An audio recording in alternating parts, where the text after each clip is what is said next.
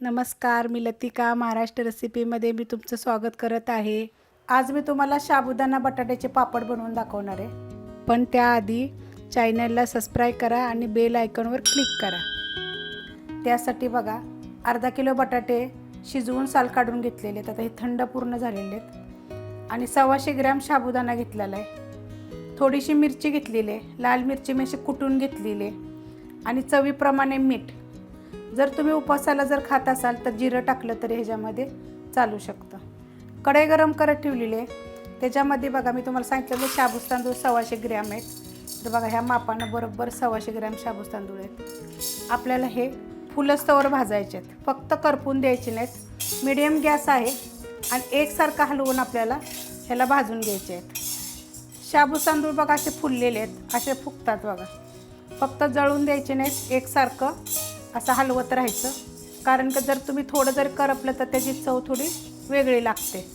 तर आता मी गॅस बंद करते आणि ह्याच कढईमध्ये जरा थंड होस्तवर मी थोडंसं भाजून घेते। तोपर्यंत आपण ना बटाटा खिसून घेऊया। आपण बटाटे खिसून घेऊया, तर आपले ना शाबूस तांदूळ थंड होतात। आपल्याला थंड झाल्यानंतर बारीक करायचे। तर बघा अशा पद्धतीत बारीक करून घ्यायचे, खिसून घ्यायचे चांगले। जर बारीक खिसणी असली तर त्यानं जरी केले तरी चालतील, पण एकदम आपल्याला बारीक खिसायचे। असं तुटलं तरी थोडंसं किंवा असं दाबून दाबून त्याला खिसून घ्या सगळं चांगले।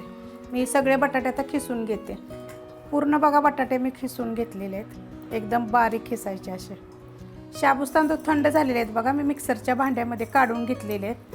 हे एकदम आपल्याला ना बारीक पावडर करायचे आहे। शाबूस तांदूळ बघा मिक्सरला एकदम बारीक करून घेतलेले आहेत, एकदम बारीक करायचे। जर तुमचे बारीक झाले नसले ना तर बारीक पिठाच्या चाळणीनं तुम्ही चाळून घ्या। हे अर्धा किलो बटाटे होते, ह्यातलं मी थोडंसं 1 चमचाभर मी काढून ठेवते साईडला।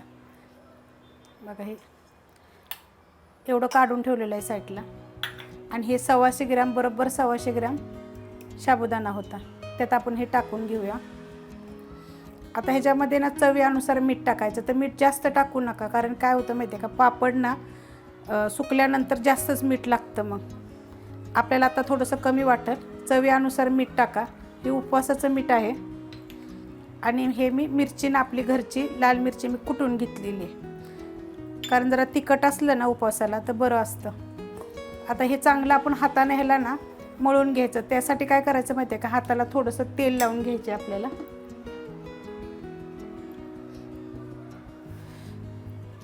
आणि हे आपण मळून घेऊया चांगलं घट्ट। आणि जर आपल्याला लागलं तर बटाटा घालायचे आहेत, नाही लागला तर तेवढ्यातच होऊन जाईल। शक्यतो बरोबर अर्धा किलो लागतात 125 ग्रॅमसाठी। बघा हे पीठ असं मळून घेतलेलं आहे। तर आपण 1 चमच्यानं बटाटे जे खिसलेला होता तो काढलेला आहे, तो आपल्याला लागणार आहे। कारण की 125 ग्रॅमसाठी बरोबर अर्धा किलोपेक्षा जरा पण जास्त नाही पाहिजे, लागतोच। आणि एकदम आपल्याला सॉफ्ट करायचे।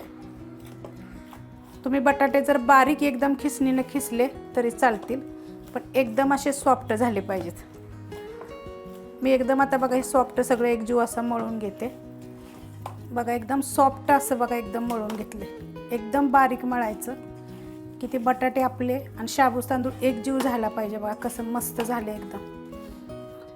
त्यासाठी ना जेवढं होता होईल एवढे ना बटाटे ना बारीक खिसायचे। आता आपण बनवायला घेऊया। एक पेपर घ्यायचा प्लॅस्टिकचा आणि त्याला पातळ एकदम हलकंसं बघा तेल एकदाच लावून घ्यायचे। एकदा तेल लावलं की नाही की लास्टपर्यंत बघा पापड जर केले तरी तेल लावा येत नाही, म्हणजे एकसारखं चांगलं सगळ्या बाजूने लावून घ्यायचं। असं नाही की आपल्याला पापड मध्ये करायचे तर मध्येच लावलं पाहिजे, सगळीकडे लावून घ्या। तेल लावून घेतलेलं आहे आणि एक छोटासा गोळा घेऊया आपण। तर बघा असा चिकट असतो तर तेल लावून घ्या हाताला चांगलं, असं मध्ये ठेवूया आपण। तेवढ्यासाठी बघा म्हणलं तर थोडंसं तेल लावायचं। कसला बी पेपर तुम्ही घेतला तरी चालेल। आता हे हातानं पण सरकतं, नाहीतर अशी प्लेट बघायची कुठली तरी खाली सपाट पाहिजे अशी आणि दाबायचं। बघा असं दाबायचं आणि हातानं असं पसरवायचं। पापड करायला एकदम सोपे आहे ते। जेवढे तुम्ही पातळ पापड कराल तेवढे बघा अशा हातानं सरकतात। एकदा थोडंसं दाबायचं म्हणजे गोल आकार येतो, चिरटत नाहीत वगैरे काय नाहीत. नाहीतर काय करायचं, जसं पण तुम्हाला लाटता येईल, हाताने करता येईल तर करायचं. नंतर टोपणानं वगैरे ना तुम्ही त्याला हे केलं तरी चालते. गोल आकार द्यायचा. मग असं साईडनं वगैरे जर तुम्हाला वाटलं ना, चिरटत तर नाहीच पण तरी पण वाटलं तर असं जुळवता येतं. मस्त पापड होतात एकदम. आणि ह्याच्यामध्ये तुम्ही आवडीनुसार मिरची टाकू शकता. हे बघा छान, बघा किती पातळ झालं. आता ह्या बघा साईडला आपल्याला जाड दिसतोय, तरी आपण असं हाताने केलं ना एकदा, तेल लावलं तरी ते पातळ बनतात. काय म्हणजे हे करायची गरज नाही. बघा हाताबरोबरच येतोय, माझ्या बोटावर पापड येतोय बघा. मस्त एकदम पातळ. आणि एका प्लॅस्टिकच्या कागदावर तेल लावायचं मोठ्या, एकदम हलकं लावायचं तेल, जास्त तेल लावायचंच नाही आहे. आणि त्याच्यावर सुकत घालायचे. 2-3 दिवस सुकतात. अशा पद्धतीनं मी बाकीचे करून घेते. अशा पद्धतीनं बघा पापड सगळे बनवून घेतलेले आहेत. ह्याला 2 ते 3 दिवस उन्हामध्ये चांगले सुकवायचे. आणि 42-43 पापड झालेत बघा. पापड बघा 2 ते 3 दिवस चांगले उन्हात सुकवलेले आहेत. मस्त असे झालेले आहेत बघा, छान. आणि चवीला एक नंबर झालेले आहेत ते. तुम्हाला एक पापड आता मी तळून दाखवते. पापड तळण्यासाठी बघा तेल चांगलं कडक गरम करायचं आणि तळायचे. मस्त बघा असे फुलतात एकदम छान असे. हे बघा, बघा किती मस्त असे लाल होत नाहीत काय नाही, एकदम चवदार असे होतात. त्यात मी लाल मिरची टाकलेली आहे. अशा पद्धतीनं तुम्ही बनवा. आणि ही रेसिपी जर आवडली तर लाईक करा, सबस्क्राईब करा, कमेंट करा आणि शेअर बी करा.